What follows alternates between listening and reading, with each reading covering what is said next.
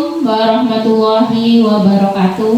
Waalaikumsalam warahmatullahi wabarakatuh. Selamat siang. Ya, Bu. Tabi pun. Ya, Bu. Yang saya hormati Kepala Sekolah UPTD SDN 1 Karya Sakti. Yang saya hormati Dewan Guru UPTD SDN 1 Karya Sakti. Bismillahirrahmanirrahim. Assalatu wassalamu ala asrafil anbiya'i wal mursalin wa ala alihi wa sahbihi ajma'in. Amma ba'du. Alhamdulillahirabbil alamin. Segala puji kita haturkan kepada Allah Subhanahu wa taala yang mana pada siang hari ini kita masih diberikan nikmat terutama kesehatan sehingga kita dapat berjumpa dalam acara pada siang hari ini dengan sehat walafiat. Amin ya robbal alamin. Sholawat teriring salam senantiasa kita sanjungkan kehadirat Nabi Agung Nabi Muhammad Sallallahu Alaihi Wasallam yang syafaatnya senantiasa kita harapkan yaumul kiamah kelak. Amin amin ya robbal alamin. Perkenankanlah saya menyampaikan susunan acara pada webinar ini dalam rangka pelaksanaan aksi nyata pada modul 1.4 calon guru penggerak angkatan 6 Kabupaten Lampung Utara tahun 2022 dengan tema modul 1.4 penerapan budaya positif di sekolah. Susunan acaranya sebagai berikut. Yang pertama, pembukaan. Yang kedua, sambutan dari Kepala Sekolah UPTD SDN 1 Karya Sakti. Ketiga, acara inti, yaitu pemaparan dari narasumber tentang penerapan budaya positif di sekolah. Kemudian, acara penutup. Marilah kita buka acara pada siang hari ini dengan membaca basmalah. Bismillahirrahmanirrahim. Kemudian dilanjutkan dengan sambutan, yaitu sambutan dari Kepala UPTD SDN 1 Karya Sakti kepada Ibu Zaliah MPD. Kami persilahkan.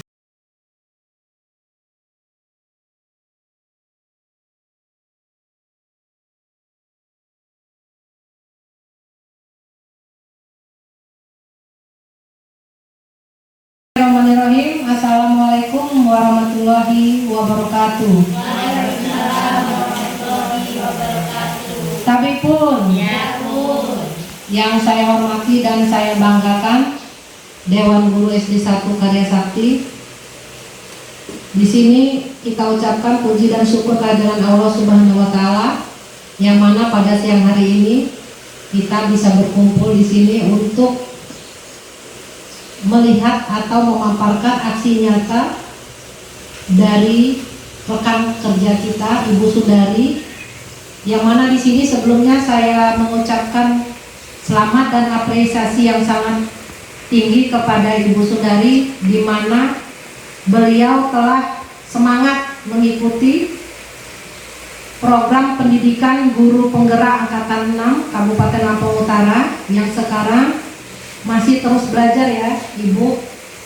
Di sini kita memberikan apresiasi yang positif dan kita saling membantu untuk kepentingan kita bersama. Karena suatu prestasi Bapak Ibu, kita bisa guru kita menjadi guru penggerak di SD ini yang pertama sekali untuk UPTD SD 1 Karya Sakti, dan Ibu mohon untuk tahun berikutnya guru-guru yang lain pun menyusul untuk menjadi guru penggerak.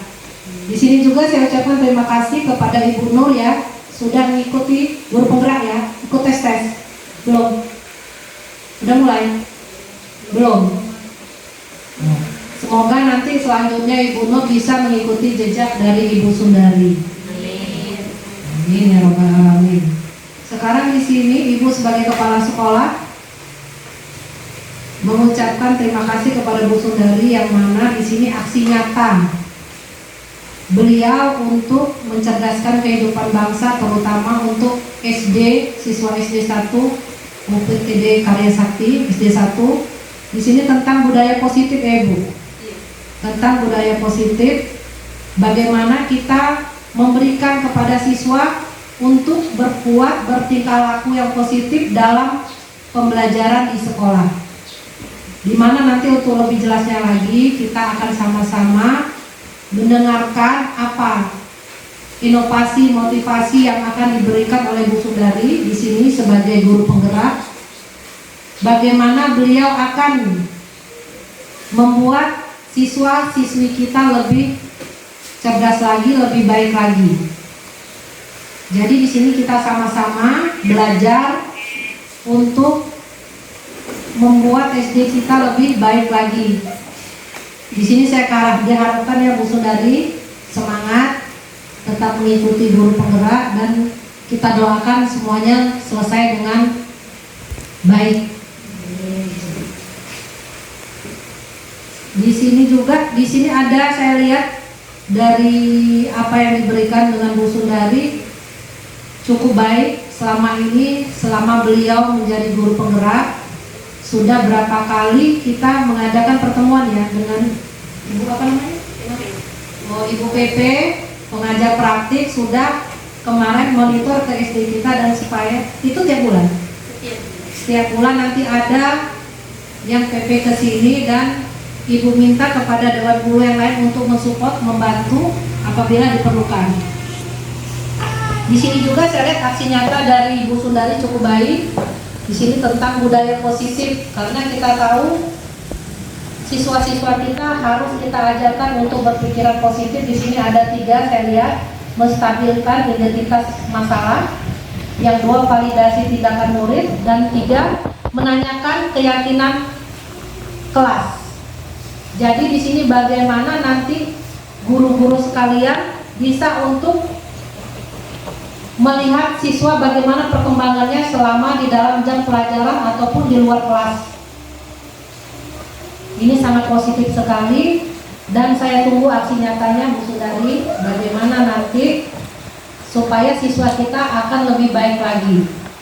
Dan kalau Bu Sundari sudah melaksanakan aksi nyata dan budaya positif ini telah kita terapkan di sekolah, saya harapkan guru-guru lain juga bisa mencontoh dari Ibu Sundari, supaya SD kita yang sudah baik ini lebih baik lagi. Nanti di sini kita akan mendengarkan apa aksi nyata dari Bu Sundari, kita dengarkan sama-sama. Nanti boleh kita bertanya, kalau kita tidak jelas silakan kita tanyakan, dan nanti kedepannya kita pun akan sama-sama melihat bagaimana kondisi sekolah kita akan lebih baik lagi. Mungkin demikian saja arahan dari Ibu. Selanjutnya nanti semuanya akan saya serahkan kepada Bu Sundari sebagai guru penggerak Angkatan 6 Kabupaten Lampung Utara, dan Dewan Guru sekalian juga ikut membantu untuk mencerdaskan kehidupan bangsa, terutama untuk siswa SD 1 Karya Sakti. Ibu akhiri, wassalamualaikum warahmatullahi wabarakatuh. Acara inti yaitu pemaparan dari narasumber tentang penerapan budaya positif di sekolah yang akan saya jelaskan sendiri. Saya selaku calon guru penggerak Angkatan 6 Kabupaten Lampung Utara tahun 2022.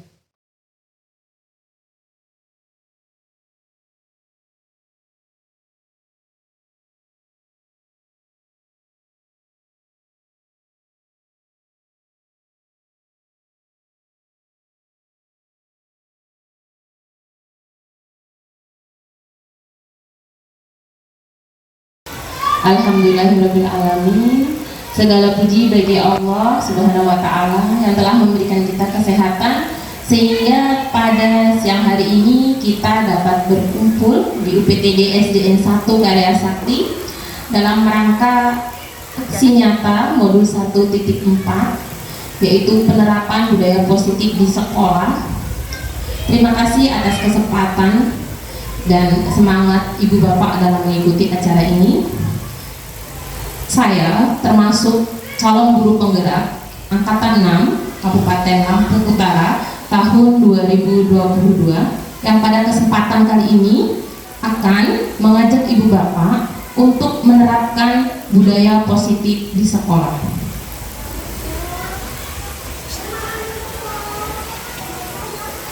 Perkenalkan, pada yayasan ini adalah Bapak Muhammad Hakiki. Beliau berasal dari Nusa Tenggara Barat. Beliau sebagai fasilitator kami dalam pendidikan calon guru penggerak angkatan 6 Kabupaten Lampung Utara. Kemudian Ibu Nur Hasanah selaku pengajar praktik kelompok A1. Kemudian Ibu Zaliah MPD selaku kepala sekolah di UPTD SDN 1 Karya Sakti. Baiklah, pada kesempatan siang hari ini saya akan memenuhi persyaratan untuk mengisi tugas modul 1.4, yaitu berupa penerapan aksi nyata, yaitu budaya positif. Dengan tema menerapkan budaya positif di sekolah, yaitu di UPTD SDN 1 Karya Sakti. Pada kesempatan kali ini, apa saja yang akan kita bahas? Yang pertama adalah tentang perubahan paradigma belajar.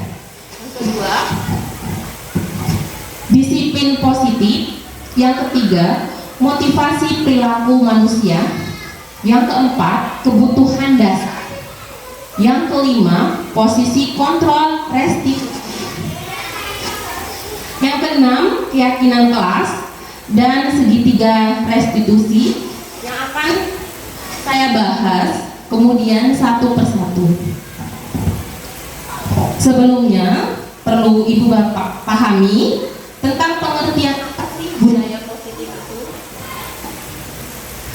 Budaya positif merupakan perwujudan dari nilai-nilai keyakinan universal yang luruh yang diterapkan di sekolah. Budaya positif di sekolah itu diantaranya Bapak Ibu mematuhi tata tertib sekolah, dan saya yakin Ibu Bapak wali kelas juga sudah membuat tata tertib yang sekarang bukan tata tertib Bapak Ibu, yang sekarang itu namanya keyakinan kelas. Keyakinan kelas itu dibuat oleh guru beserta peserta didik, sehingga kebersamaan di antara murid dan guru dalam membuat keyakinan kelas itu lebih nyata, dan murid-murid nanti enggan untuk melanggar apa yang sudah mereka yakini sendiri. Kemudian peduli terhadap lingkungan, yaitu menjaga kebersihan sekitar lingkungan sekolah, tidak membuang sampah sembarangan. Kemudian merawat tumbuhan yang ada di sekitar sekolah. Kejujuran, ini nilai karakter yang mulai pudar ya Bu ya Bapak, pada era globalisasi ini, pada abad 21 ini. Yang lebih harus ditekankan lagi memang nilai karakter, salah satunya adalah kejujuran. Berikutnya nilai religius, ini sudah mulai selaku saya sebagai guru pendidikan agama Islam beserta rekan guru lainnya juga sudah mulai melakukan jadwal sholat duha berjamaah di musola kita, kemudian sholat duhur berjamaah juga sudah mulai dilaksanakan. Kemudian mengaji rutin setiap hari sebagai literasi, menghafalkan surat-surat pendek juga termasuk literasi, menghafal Asmaul Husna, kemudian sholawat bersama. Alhamdulillah nilai religius ini sudah kita mulai terapkan. Kemudian kepedulian atau empati, misalnya empati ketika ada wali murid atau siswa yang kena musibah, meninggal dunia atau musibah yang lain, kita juga dengan sigap siap membantu dan menolong sesama, itu sudah kita tanamkan di SD 1 Karya Sakti. Kemudian nilai-nilai toleransi, karena memang di tema yang pertama Bapak Ibu yaitu tentang perubahan paradigma belajar. Bapak Ibu sudah tahu ya, ketika kita mengalami pandemi COVID-19 itu juga paradigma belajar kita sudah berubah ya Bu. Ya, dari luring, dari tatap muka di sekolah menjadi daring atau bahkan home visit ke rumah wali murid. Kemudian apa sih perubahan paradigma belajar itu? Perubahan paradigma belajar itu merupakan faktor penting dalam meningkatkan mutu pendidikan ke arah yang lebih baik melalui pengembangan proses pembelajaran yang menyenangkan. Jadi Bu, kalau kita di dalam kelas itu tidak boleh kelas itu terasa menyeramkan atau bahkan monoton dan membosankan. Ajarlah anak-anak itu sekali-kali ice breaking atau istirahat tapi dengan nyanyi, tepuk-tepuk, ya Bu ya. Kemudian ubahlah metode pembelajaran yang ceramah yang monoton diganti dengan diskusi, kemudian permainan tradisional. Kita masukkan materi ajar kita ke dalam metode yang bervariasi tersebut sehingga kesannya peserta didik itu senang. Bu, besok lagi ya Bu ya. Kalau sudah senang, itu otomatis ilmu atau materi yang kita sampaikan itu insya Allah bisa cepat sampai kepada peserta didik. Jadi pembelajaran berubah Bu, Pak, jadi lebih menyenangkan bagi guru dan menyenangkan bagi peserta didik. Kemudian mendorong untuk berpikir kritis. Nah, kalau dulu kita sering kerjakan halaman 1 sampai dengan 5, silakan kerjakan tanpa menjelaskan apa itu soalnya, bagaimana caranya, itu diganti Bapak Ibu. Sekarang anak-anak itu harus berpikir kritis. Jadi pertanyaannya anak itu apa, kemudian jawabnya apa, itu harus berhubungan atau berkaitan. Dan itu juga memerlukan bimbingan guru. Jadi guru membimbing dan menuntut peserta didik dalam berpikir kritis itu tadi. Kreatif dan mampu berkolaborasi, yaitu kemudian yang kedua, disiplin positif. Apa sih disiplin positif itu Bapak Ibu? Disiplin positif adalah disiplin tanpa ancaman, tanpa hukuman, tanpa juga penghargaan, melainkan dengan menerapkan disiplin agar dapat meningkatkan kesadaran diri dari peserta didik itu sendiri untuk membentuk karakter positif atau karakter baik.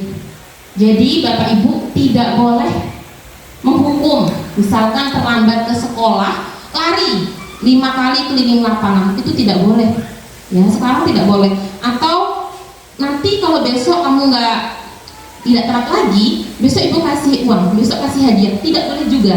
Karena disiplin yang timbul dalam diri peserta didik itu akan mengharapkan penghargaan saja. Berarti kalau nggak dikasih uang, nggak dikasih hadiah, saya terlambat lagi. Nah, itu tidak boleh ya Bapak Ibu ya. Mengancam, menghukum sekarang tidak boleh lagi, dirubah.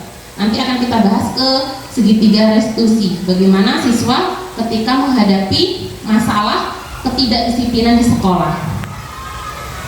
Kemudian disiplin positif itu dapat dibuat melalui kesepakatan kelas antara guru dan siswa. Kesepakatan, tata tertib, dan keyakinan itu hampir sama ya Bapak Ibu, agar siswa merasa terlibat dan akan bertanggung jawab dalam menjalankan disiplin positif tersebut. Tema 3 tentang motivasi perilaku manusia. Diane Gosen dalam bukunya Restructuring School Discipline menyatakan ada 3 motivasi manusia, perilaku manusia. Jadi motivasi itu dorongan atau semangat dalam dirinya itu kenapa melakukan budaya positif, melakukan ketidakdisiplinan itu karena satu, untuk menghindari ketidaknyamanan atau hukuman. Nah, mereka melakukan menaati tata tertib ya Bapak Ibu misalkan itu karena takut diancam, takut dihukum, yang pertama.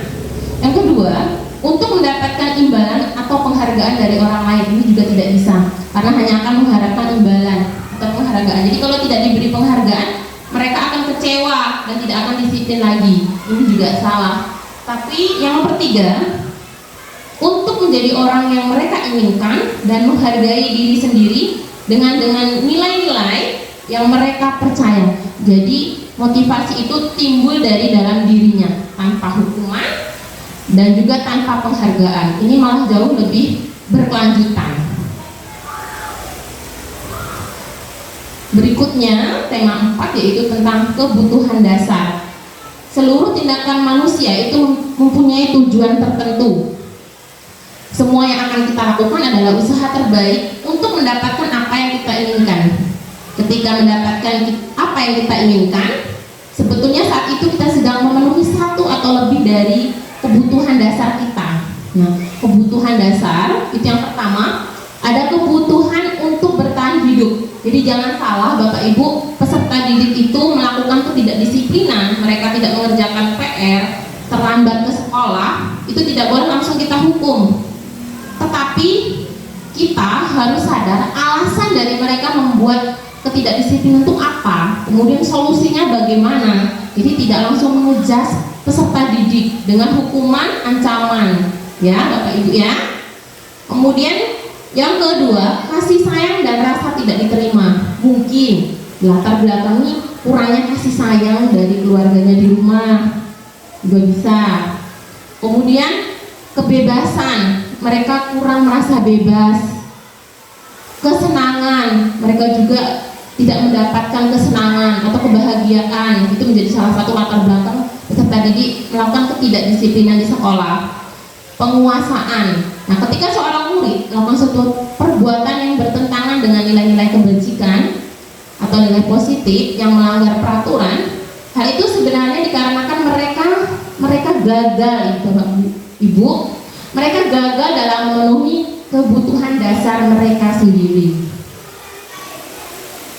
Berikutnya, posisi kontrol restitusi, yaitu yang pertama penghukum, kedua pembuat merasa bersalah, ketiga teman, keempat pemantau, dan kelima manajer. Nah, berikut ini akan saya terangkan satu-satu apa saja sih posisi kontrol kita ketika anak-anak melakukan sebuah kesalahan atau istilahnya kasus itu ya Bu ya. Kasus yang pertama adalah penghukum. Nah, ini guru sekarang memang mayoritas penghukum. Saya juga dulu Bu juga penghukum. Ya. Seorang penghukum bisa menggunakan hukuman itu dengan fisik, lari lapangan, keliling lapangan ya. Kemudian silahkan menulis saya tidak mengerjakan PR, mungkin 2 lembar, 3 lembar, itu hukuman. Atau dengan verbal, dengan kata-kata yang kurang enak didengar, kamu ini malas, kamu ini bodoh, itu tidak lagi bisa dipakai ya Bu ya. Tidak bisa, karena itu menyakiti. Hukuman itu menyakiti baik fisik maupun mental peserta didik. Kemudian penghukum itu nadanya suaranya tinggi, bahasa tubuh mata melotot, jadi menunjuk, menghardik, ya.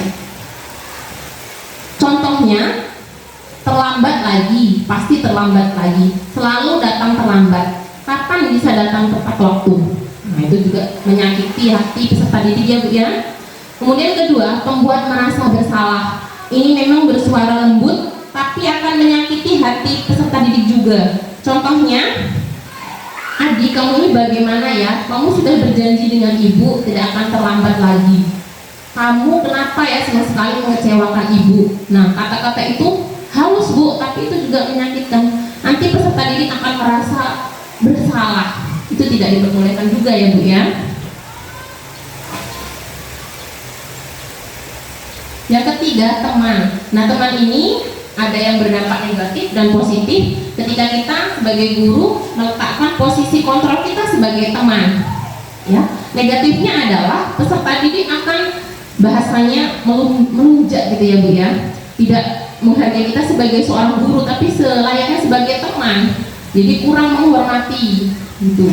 Jadi kalau positifnya, peserta didik akan lebih terbuka. Mereka akan mampu menceritakan apa yang mereka rasakan di rumah bahkan dan di pembelajaran. Mereka secara jujur. Itu negatif dan positifnya. Misalkan sebagai teman, guru akan berbicara seperti ini. Ayo ingat tidak bantuan Bapak selama ini. Bahasanya ya ringan, seperti dengan teman. Ya sudah kali ini tidak apa-apa, nanti ibu bantu bereskan. Kemudian yang keempat, memantau. Ini juga bisa kita terapkan di sekolah, yaitu membuat catatan atau observasi data yang digunakan untuk bukti atas perilaku seseorang. Jadi kita memantau, mengamati ketika anak itu dalam pembelajaran atau di luar lingkungan sekolah itu bagaimana. Kita juga bisa menjadi pemantau. Misalkan nada suaranya datar, bahasa tubuhnya juga formal. Misalkan guru bilang, Adi, tahukah kamu jam berapa kita mulai pelajaran? Tahu Pak, kamu terlambat 15 menit. Apakah kamu sudah mengerti konsekuensi yang harus dilakukan bila terlambat? Nah, jadi diajak berkoordinasi ya Bu ya. Ketika anak terlambat tidak boleh dihukum, diancam, dianggap teman, merasa bersalah, tapi di sini dipantau. Ya benar, nanti pas jam istirahat kamu harus tinggal di kelas untuk menyelesaikan tugas yang tertinggal tadi. Saya tunggu bagaimana perasaan murid di perlakuan seperti ini. Sangat senang ya Bu ya. Jadi tidak langsung dihukum atau diberi ancaman. Kemudian yang terakhir adalah sebagai manajer. Posisi terakhir manajer adalah posisi di mana guru berbuat sesuatu bersama dengan murid, mempersilahkan murid bertanggung jawab terhadap perilakunya, mendorong murid untuk dapat menemukan solusi dari masalah yang dia buat, yaitu dengan nada suara yang tulus, bahasa tubuh yang tidak kaku, mendekat ke murid. Seperti guru bilang, "Adik, apakah kamu mengetahui jam berapa sekolah dimulai?" Jadi ada bahasa-bahasa halus yang dipakai untuk menginterogasi anak. Jadi tidak langsung membentak, "Kenapa kamu terlambat?" dan sebagainya ya, Bapak Ibu. Jadi ditanya dengan halus, "Tahu Pak jam 7?" Ya, jadi kamu terlambat. Kira-kira bagaimana kamu akan memperbaiki masalah ini? Jadi anak-anak juga belajar untuk berpikir kritis, kemudian kreatif. Apa sih solusinya? Kenapa saya terlambat terus? Ya Bapak Ibu ya. Nah, tema berikutnya adalah keyakinan kelas. Ibu yakin, saya yakin Ibu Bapak sudah membuat tata tertib, sudah ya? Ya, tata tertib dibuat oleh guru atau siswa, guru ya. Ya, mungkin pada waktu dulu kita membuat tata tertib itu kita print, kita tempel. Tapi kalau sekarang tidak bisa Bu, kita harus melibatkan guru dan juga peserta didik. Jadi peserta didik diminta menuliskan apa saja keyakinan kelas atau tata tertib yang tidak boleh dilanggar di kelas ini. Mereka maju satu-satu menuliskannya. Apa misalkan jangan membuang sampah sembarangan, tidak terlambat ke sekolah. Nah itu ya. Kemudian itu akan menjadi keyakinan kelas. Keyakinan itu kebajikan universal yang menyeluruh yang disepakati baik secara tersirat maupun tersurat, nanti di print kemudian ditempel di dalam kelas. Nah, kita telah mempelajari tentang nilai-nilai kebajikan yang dapat menjadi landasan kita dalam membuat suatu keyakinan sekolah dan menentukan visi dan misi atau tujuan dari sebuah institusi atau sekolah. Nah ini Bapak Ibu, kalau kurang jelas ini sudah ada contoh dari keyakinan kelas. Ini keyakinan kelas 9C. Wali kelasnya siapa? Boleh nanti Bapak Ibu membuat seperti ini, hanya diganti saja ya gambarnya atau tulisannya. Contohnya 1, saling peduli, menghargai dan membantu sama lain, tepat waktu dan aktif di kelas. Keyakinan kelas ini termasuk juga dalam budaya positif di kelas. Jadi perlu kesadaran peserta didik untuk menaati keyakinan kelas tersebut. Nah berikutnya, ketika kita pasti ada di sekolah, peserta didik itu membuat masalah ya Bu ya, membuat kasus ketidakdisiplinan. Saya yakin pasti ada di setiap sekolah, bahkan setiap kelas. Segitiga restitusi ini solusinya Bu, bukan hukum TWC, lari 10 kali ke lapangan gitu ya. Tapi sekarang restitusi solusinya. Restitusi itu apa? Restitusi itu adalah metode untuk penyusunan kembali disiplin di sekolah yang berfokus pada solusi atau pemecahan masalah, yaitu dengan mengajak murid untuk mengidentifikasi kembali tindakannya sehingga dapat menganalisis dan memikirkan langkah yang tepat dalam pemecahan masalah. Jadi kita harus cari solusinya bagaimana peserta didik tersebut tidak lagi mengulangi kasus yang sama. Jadi itu. Kemudian ada beberapa langkah yang harus kita lakukan, yaitu segitiga restitusi. Sebuah tantangan untuk tahapan untuk memudahkan para guru dan orang tua dalam melakukan proses untuk menyiapkan anaknya melakukan restitusi.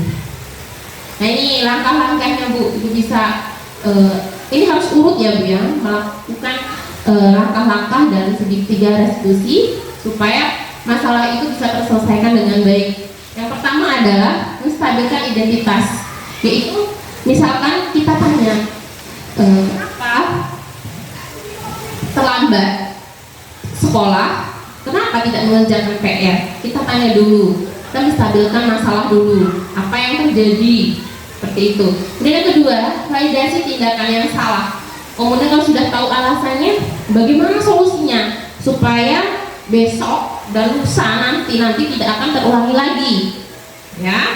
Kemudian yang ketiga, menanyakan keyakinan kelas. Nah, makanya ibu bapak langkah awalnya adalah harus buat keyakinan kelas. Keyakinan kelas itu tata tertib. Kalau zaman dulu ya Bu ya, tata tertib wajib ada di setiap kelas. Supaya apa?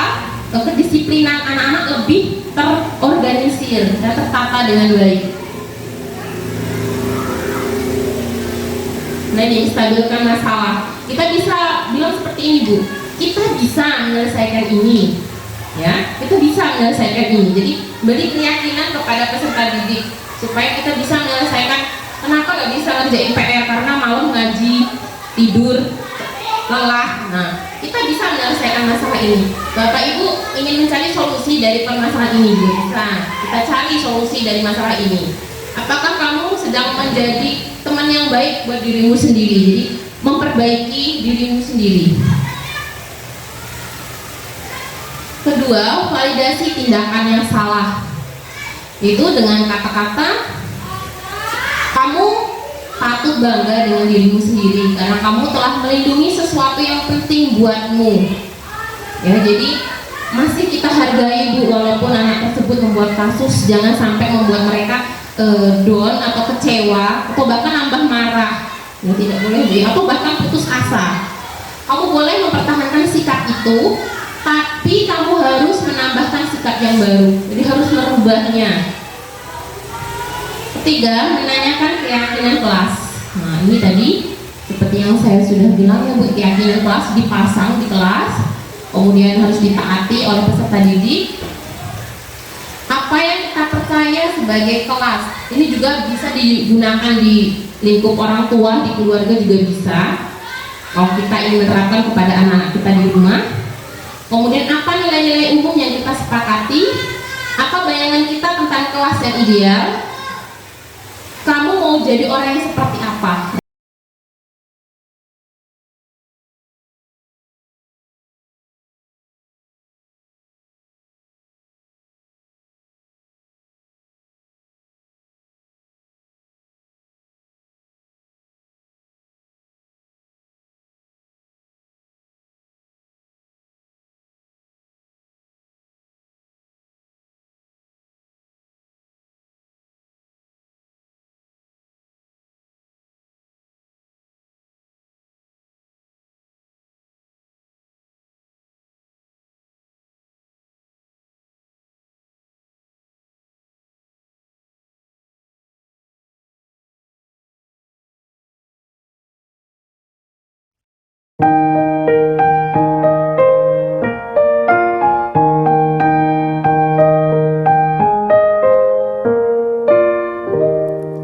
Pagiku cerahku, matahari bersinar, ku gendong tas merahku di pundak.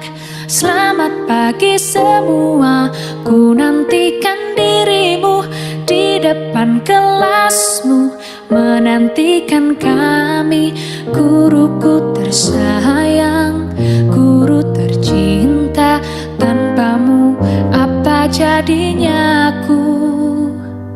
Tak bisa baca tulis, mengerti banyak hal. Guruku, terima kasihku. Nyatanya diriku kadang buatmu marah, namun segala maaf kau berikan.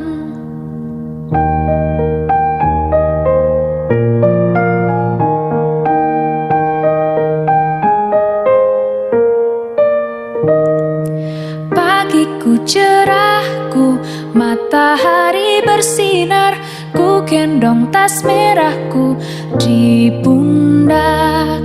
Selamat pagi semua, ku nantikan dirimu depan kelasmu menantikan kami. Guruku tersayang, guru tercinta, tanpamu apa jadinya aku? Tak bisa baca tulis, mengerti banyak hal. Guruku, terima kasihku. Nyatanya diriku kadang buatmu marah, namun segala maaf kau berikan. Namun segala maaf kau berikan.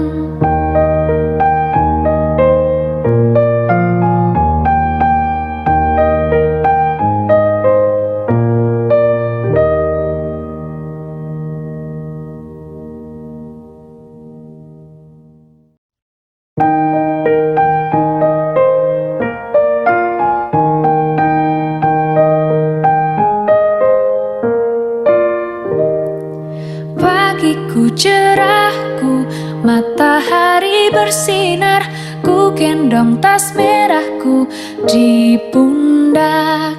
Selamat pagi semua, ku nantikan dirimu di depan kelasmu, menantikan kami.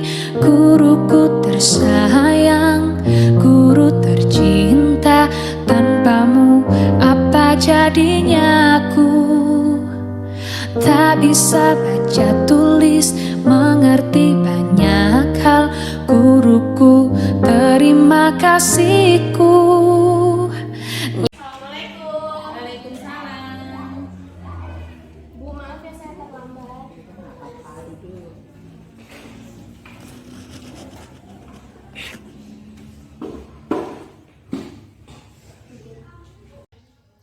Mbak Saka tahu tidak ibu panggil ke sini? Ya Bu, saya tahu karena saya datang terlambat. Iya. Menurut Mbak Saka, datang terlambat ke sekolah itu kesalahan atau bukan? Iya Bu, datang terlambat adalah kesalahan. Adalah kesalahan. Biasanya Mbak Saka nggak pernah loh datang terlambat. Mbak Saka kan anak yang pintar, anak yang rajin. Emang sih ada teman-teman Mbak Saka yang sering terlambat. Iya Bu, Dapat melaksanakan keyakinan kelas itu dengan baik. saya tidak akan menonton TV larut malam lagi supaya saya bisa datang ke sekolah tepat waktu. Ayo coba sebutkan Mbak Saka. Datang tepat waktu, piket kelas, dan mengikuti upacara bendera hari Senin. Nah itu Mbak Saka masih ingat. Apakah keyakinan kelas itu harus kita laksanakan? Iya Bu. Nah, Mbak Saka janji ya tidak akan mengulangi kesalahannya lagi. Iya Bu, saya janji. Terima kasih ya Bu.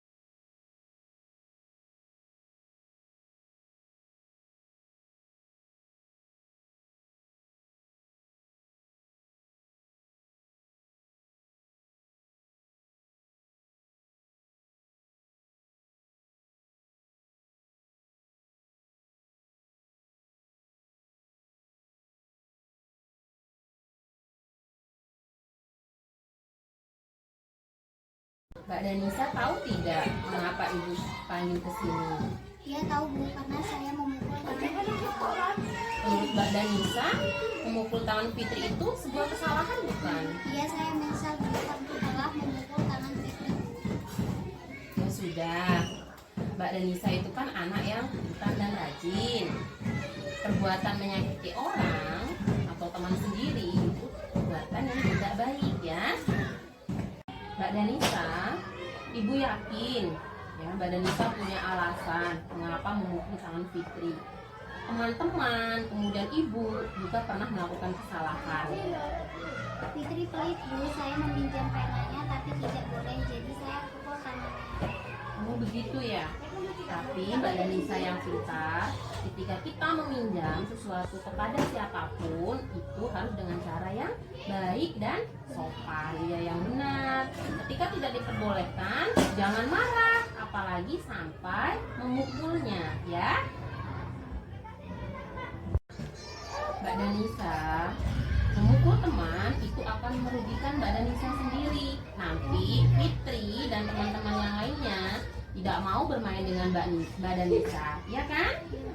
Nah, apakah kamu masih ingat dengan keyakinan kelas yang kita buat di awal semester? Iya Bu, masih Apa saja keyakinan kelas kita?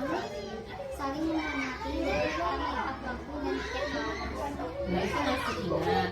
Apakah keyakinan kelas itu harus kita laksanakan dengan baik? Iya Bu. Apa yang Mbak Danisa bisa lakukan untuk melaksanakan keyakinan kelas itu dengan baik? Saya akan menghormati dan bersikap sopan kepada guru dan teman-teman. Nah, itu Mbak Danisa sudah tahu ya. Dan berjanji ya, tidak akan mengulanginya lagi. Kemudian minta maaf sama Fitri, ya.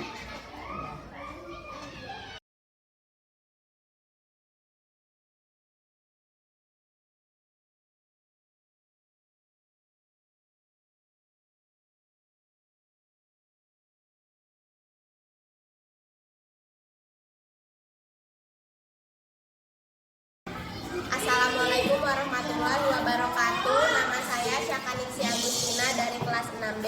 Saya senang sekali ketika Ibu Sundari menyelesaikan masalah dengan segitiga restitusi dan memberikan solusi dan motivasi kepada siswa. Terima kasih. Wassalamualaikum warahmatullahi wabarakatuh.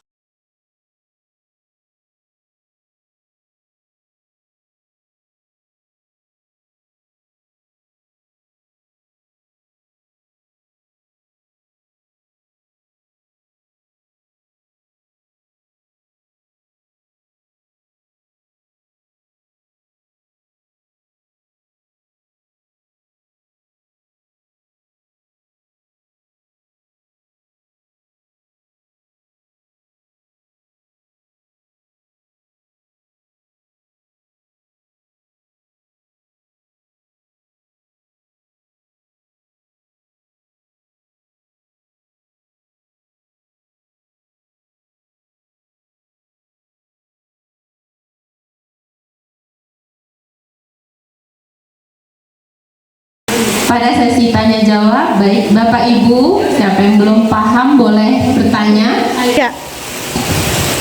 Mohon maaf Bu Sundari, saya kurang jelas tentang tadi Ibu telah memaparkan tentang segitiga restitusi. Coba tolong jelaskan kembali apa saja langkah yang perlu dilakukan. Mungkin itu saja, terima kasih. Baiklah Bapak Ibu, ada lagi yang ingin bertanya pada materi apa yang belum dipahami? Di sini saya akan menanyakan contoh nyata dari keyakinan kelas itu seperti apa ya Bu? Baiklah, berikutnya siapa lagi yang ingin bertanya tentang materi yang saya jelaskan tadi yang mungkin kurang paham? Assalamualaikum warahmatullahi wabarakatuh. Bu Sundari, bisa jelaskan apa saja contoh budaya positif di sekolah? Itu saja, terima kasih. Pada sesi tanya jawab, terima kasih Bu Siti Maisaro sudah mengajukan pertanyaan. Ya memang asing ya Bu ya, saya juga pertama belajar modul 1.4 ini bingung apa sih restitusi, bingung juga kata-kata aneh gitu ya Bu ya. Tapi itu istilah itu baru ada sekarang, cuma pelaksanaannya Bu Bapak secara tidak langsung kita sudah melaksanakannya, cuma tidak tahu tahapannya dan namanya, ya kan? Iya. Nih, restitusi itu adalah cara untuk menemukan solusi ketika kita menemukan ketidakdisiplinan pada peserta didik. Sering kan dari dulu pasti ada kasus di setiap kelas. Nah, caranya bagaimana? Caranya adalah dengan satu, menstabilkan identitas. Jadi kita pelan-pelan berbicara kepada anak bahwa hal tersebut tidak baik. Alasannya kenapa nak? Nah, seperti itu. Kemudian yang kedua, validasi tindakan yang salah. Nah, kita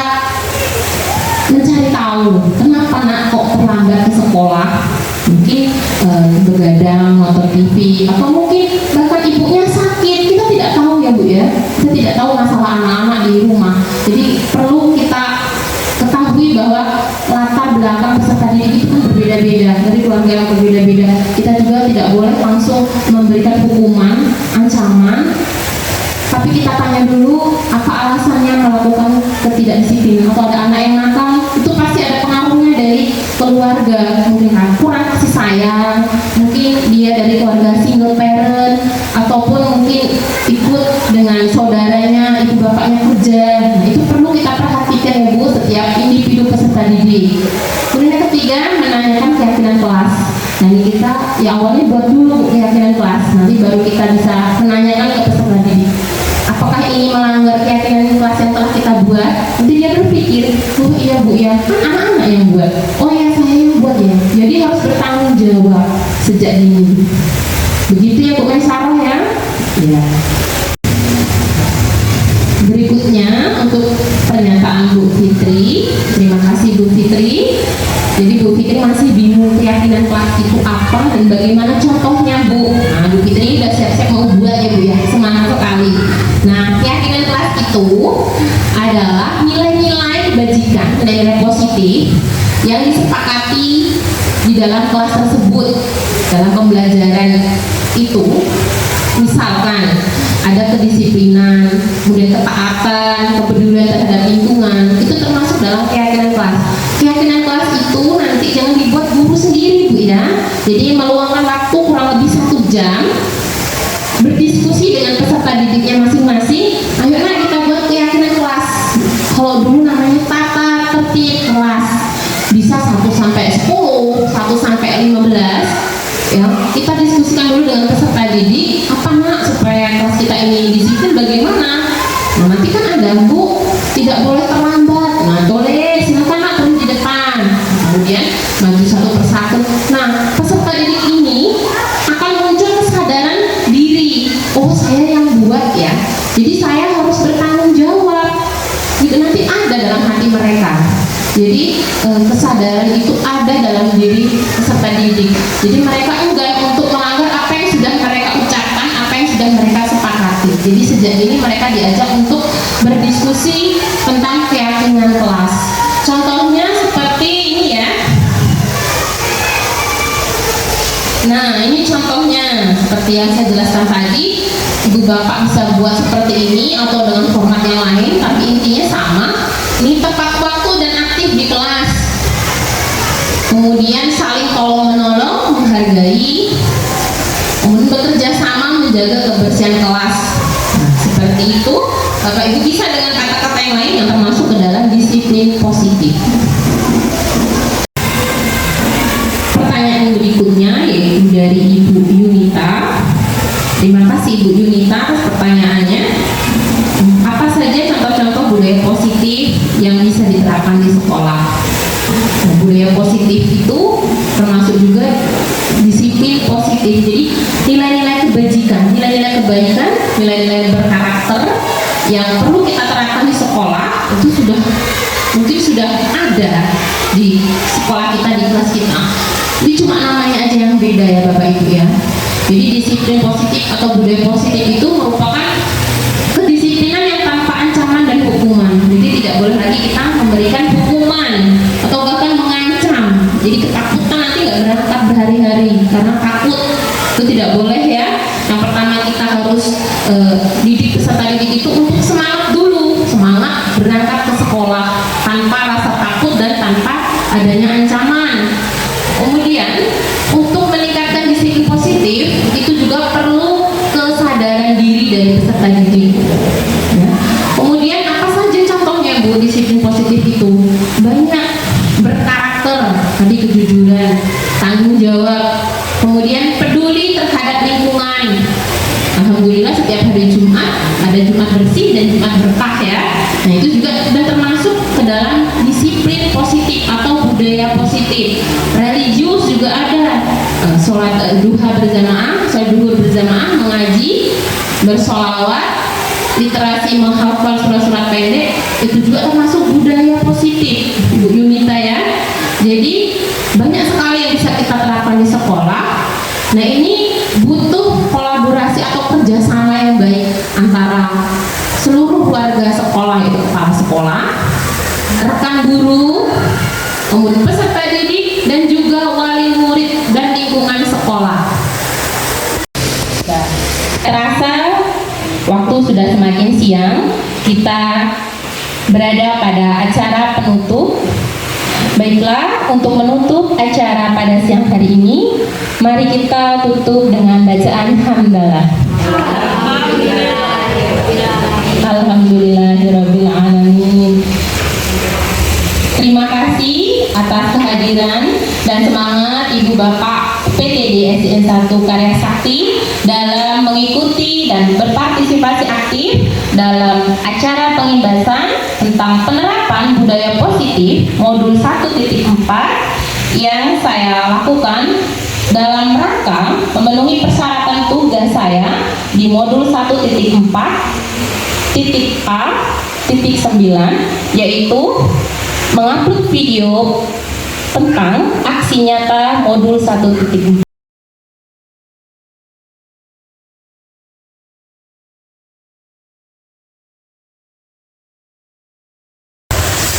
Demikianlah tadi acara demi acara telah kita lalui bersama.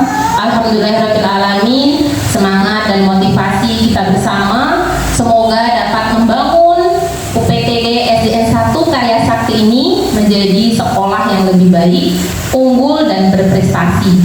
Amin amin ya rabbal alamin. Saya mengucapkan terima kasih kepada kepala sekolah dan juga rekan guru SDN 1 Karya Sakti atas kesempatannya untuk dapat hadir pada siang hari ini dalam acara penerapan aksi nyata modul 1.4 tentang budaya positif di sekolah. Semoga budaya positif di sekolah ini tetap bisa berjalan dengan baik, yaitu dengan kolaborasi antar kepala sekolah, dewan guru, peserta didik, dan wali murid. Mohon maaf apabila ada kesalahan baik disengaja maupun tidak disengaja dari saya pribadi. Saya akhiri. Wassalamualaikum warahmatullahi wabarakatuh. Waalaikumsalam warahmatullahi wabarakatuh.